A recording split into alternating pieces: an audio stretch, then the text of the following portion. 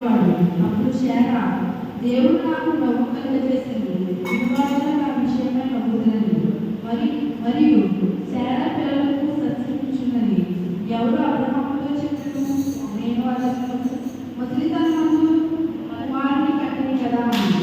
ఆ పిల్లవాడు పెరిగి పాలించరు. ఇస్సాకు పాలించిన తిరుమలను అబ్రహాము గోపరించేసి దేవుడు పరిశుద్ధంగా కనిపించుకున్నాడు. పత్రిక లేఖన వాక్యము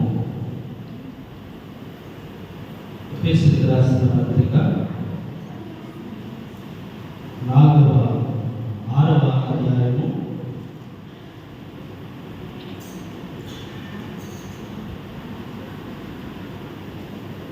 1వ వచనం నుంచి 4వ వచనం శోభరాణి నుంచి చెప్తారు.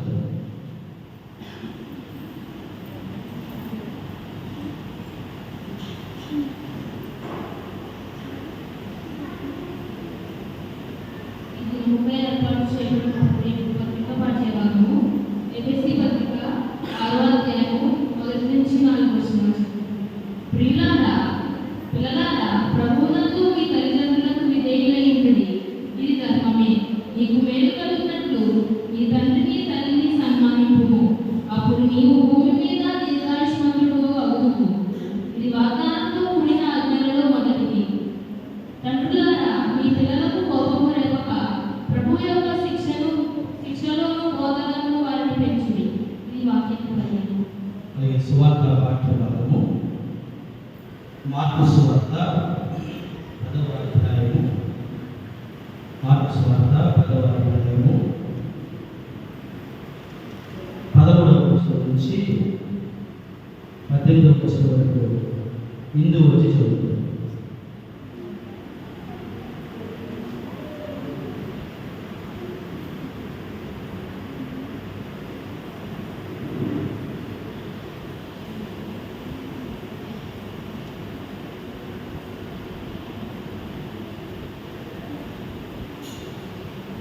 తమ చిన్న బిడ్డలను నిద్రవాలని కొందరు ఆయన యొద్దకు వారిని తీసుకుని వచ్చి, అయితే శిష్యులు వారిని తీసుకుని వచ్చిన వారిని గద్దించి, యేసు అది చూచి కోపపడి, చిన్న బిడ్డలు నా యొద్దకు రాని వారి నాటకపరచవద్దు, దేవుడి రాజ్యం ఇలాంటి వారిది. చిన్న బిడ్డల వల్ల దేవుడి రాజ్యం అంగీకరించని వాడు అందులో ఎంత మాత్రం ప్రవేశింపడని మీతో నిశ్చయంగా చెబుతున్నానని చెప్పి ఆ బిడ్డలు ఎత్తి కౌగిలించుకుని వారి మీద చేతుల నుంచి ఆశీర్వదించాడు.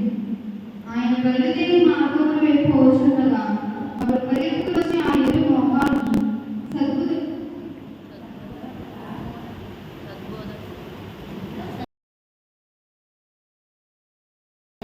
పరిశుద్ధ లేఖన వాక్యాలు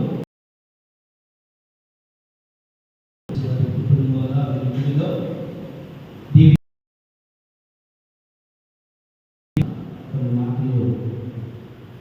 3 పాటలు మాటలు ధ్యానం చేసినట్టుగా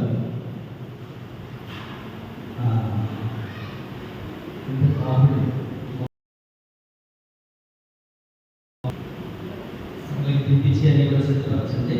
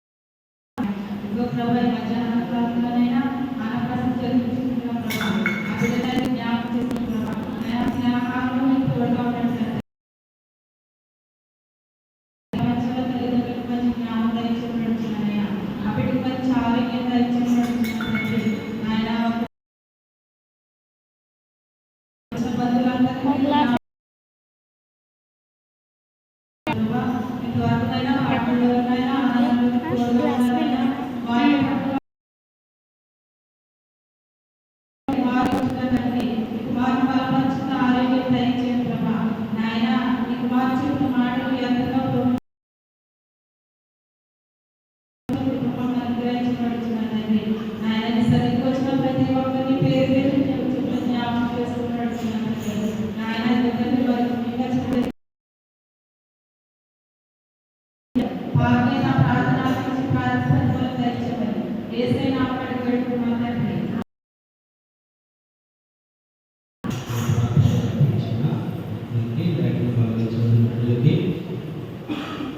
కిడ్స్ వారి కుటుంబాలకి పూర్తి చేయడానికి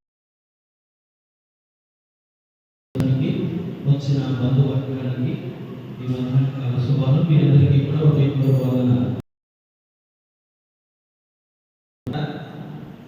ఫోన్ చేశారా?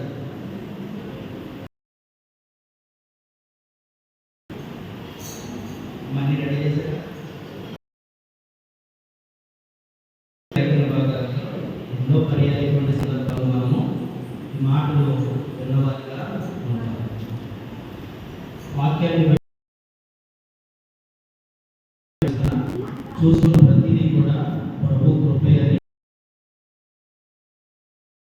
కాలంలో ఆది కాలంలో సృష్టి ప్రారంభం నాడు దేవుడు ఆరాధనని ఆశీర్వదించినప్పుడు మీరు ఫలించండి, విస్తరించి భూమిని నిర్మించండి అని ఆశీర్వదించారు. ఆ ఆశీర్వాదం ప్రపంచం మీద 850 కోట్ల మంది పైగా జన్మం ఉన్నారు. ఆ ఒక్క పురుషుడి నుంచే ఈ విస్తరణ జరిగిందని వాక్యం తెలియదు.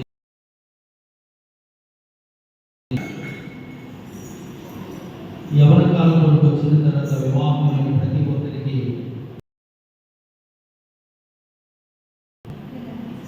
చెప్పాలి.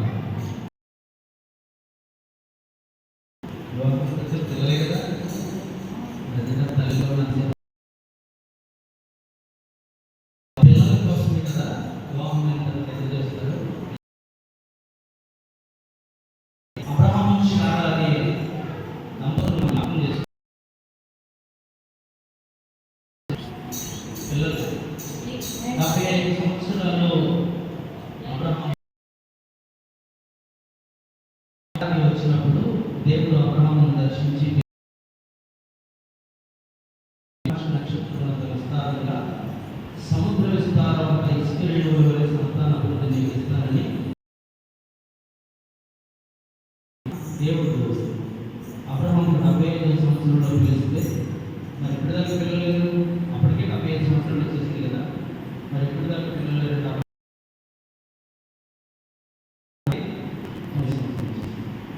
కానీ అబ్రహాము నోటంట వినే మాట ఏమిటంటే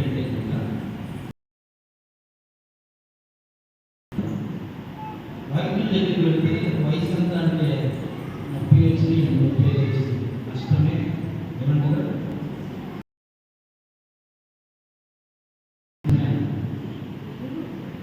లేకపోతే ఇంకా ఏయో టెస్టులు బేబీలు ఏయో చెప్తూ ఉంటాం. అది కూడా ఎన్నో జాగ్రత్తలు చెప్తున్నారు. అది కూడా చెప్తాము. అందుకని జ్ఞాని సులోకం రాసిన 127వ సంకీర్తనలో గర్భఫలము 3వ వచనం చూస్తే గర్భఫలము ఈ విషయం మనం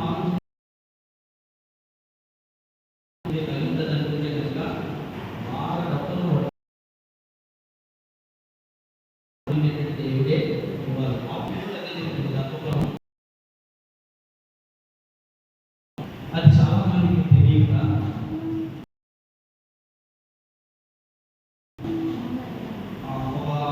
స్పోర్ట్స్ మ్యాన్ దగ్గరికి వెళ్ళి చూస్తే అందుకు వచ్చిన సీట్స్ అన్ని కూడా ఒక మ్యూజియం కింద పెట్టుకుంటారు.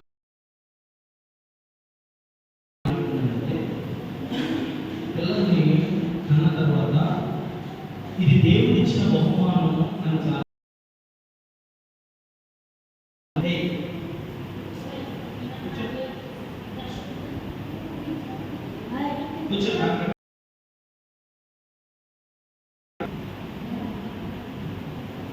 దేవుడు ఇచ్చిన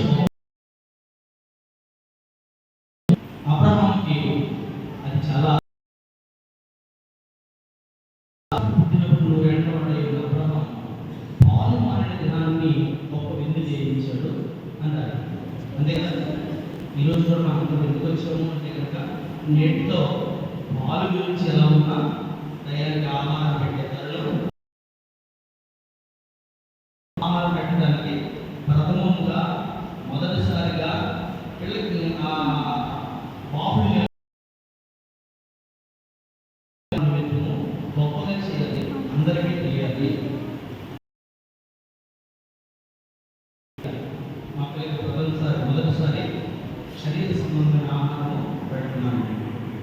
అంటే వాక్యానుసారంగా చూస్తే అబ్రహాము ఎలా చేశాడో అలాగే ఈ అబ్రహాము సోదరుని కూడా ఈ కార్యక్రమాన్ని అలా చేయాలి దేవుడు మీ మనమేని ఏర్పాటు చేశాడు. మొట్టమొదటిగా మనం చెప్పుకున్న మాటల్లో పిల్లలు ఇచ్చేది దేవుడే. అది పాత నిబంధన పాఠ్య భాగంలో అబ్రహాము అంత వయసు లేదు, తర్వాత ఎవరిచ్చారు, ఏ వైద్యుల ద్వారా పొందుకున్నారంటే దేవుడి ద్వారానే పొందుకున్నారు. అందుకనే శాఖ అంటుంది పిల్లలకి సన్నిహించే వయసు నాకు వచ్చింది, నేను సన్నిహిస్తున్నాను. అబ్రహాముతో ఈ మాట ఎవరు చెప్తారు, విలువలందరూ నమ్ముకుంటారు అని చెప్పేసి. కానీ మనుషులకు అసాధ్యం లేదు, దేవుడికి అసాధ్యం లేదు కూడా లేదు. దేవుడు ఏమంటే ఈ రాళ్ళ వలన పిల్లలు పుట్టిస్తానంటున్నాడు. సంతు లేని దాన్ని ఇల్లాలు గాను గొప్ప సంతానం కలిగిన తల్లి గాను దేవుడు చేస్తాడు. అందుకే చాలా మందికి ఆ విలువ తెలియక యవన కాలంలో పుట్టిన పిల్లలను ఎలా పెంచాలో తెలియక వారు చూసి ఆనందపడుతూ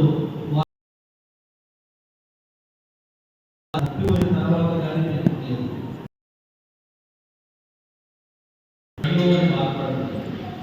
బాధపడుతుంది. ఇది దేవుడు ఇచ్చిన బహుమానం. పాఠ్యభాగంలో పౌరులు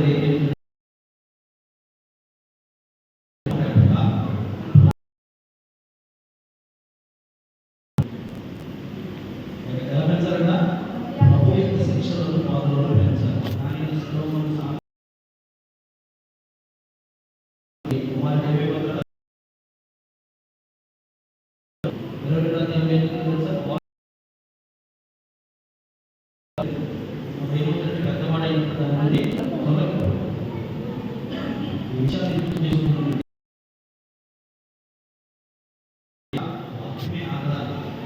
పిల్లలు కలిగి ఉన్నామంటే దేవుడు ఇచ్చాడు, ఆ బహుమానాలు దేవుడు ఇచ్చాడు. దేవుడు ఏం చెప్తున్నాడంటే నన్ను గుర్తు చేస్తూ ఆలయంలోనే సృష్టికర్తను స్మరించే వారిగా ఆలయంలోనే నడవలసిన మార్గంలో నడిచేవారు శిక్షలు నా యొక్క బోధనలు అంటే నా మాటలు సన్మానిస్తారు. తల్లిదండ్రులు ఇచ్చినటువంటి పేరు ప్రఖ్యాతులు తీసుకొస్తారు. అదే దేవుడు చదివిన స్వార్థ పాఠంలో ఏం చెప్తున్నారు తెలుసా, చిన్నపిల్లలను మార్క్స్వార్తలో చెప్తున్న మాట అదే. చిన్నపిల్లలను ఎందుకు దేవుడు అది తీసుకుని లేదా గౌరవంలో తీసుకుని ఆశీర్వదిస్తారు. దేవుడు ఆశీర్వదిస్తే మన పిల్లలు భూమి మీద గొప్ప జ్ఞానవంతులు అవుతారు. అందుకే పిల్లలు నడిపించేవారుగా ఉంటారు. దేవుడు చక్క ఎవరి కాలంలోనే వారిని దర్శించాడు. అబ్రహాముకు శారద చేసినట్లు ఈ అబ్రహాముకి సోమవారానికి ఆలస్యము చేయలేదు. అది గుర్తెరిగి ప్రభా ఎవరి కాలంలోనే మాకు ఇంతని కృప చూపినందుకు ప్రార్థన చేసేవారిగా ఉండాలి. శిక్షలు బోధనలను పెంచాలి. అలా పెంచుతున్న బిడ్డ దేవుని దగ్గరికి నడిపించబడాలి, దేవుని చేత ఆశీర్వదింపబడాలి. అన్న దేవుని సన్నిధికి సమూయేలును పంపించినప్పుడు సమూయేలు ఇశ్రాయేలు ప్రజలకి లేకపోతే రాజును అభిషేకించే అభిషేకుడిగా సమూయేలు వర్తిల్లాడు. దేవుని ఈ పిల్లలు దేవుడు ఇచ్చినవే అని గుర్తించినప్పుడు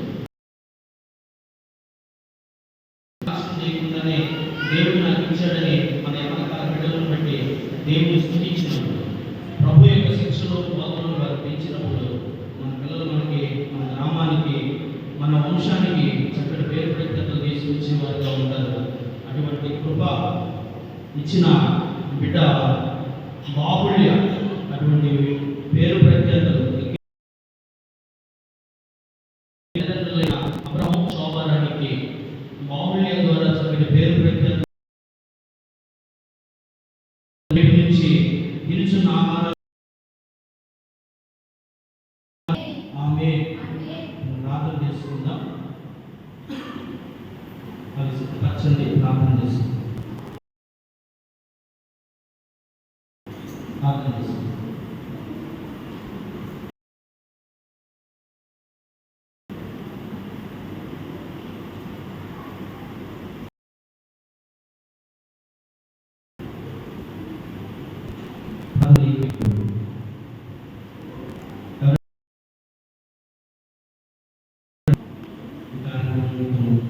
ప్రార్థన చేయండి, తర్వాత నేను చేస్తాను. ప్రార్థన చేస్తాను. ప్రార్థన చేయండి.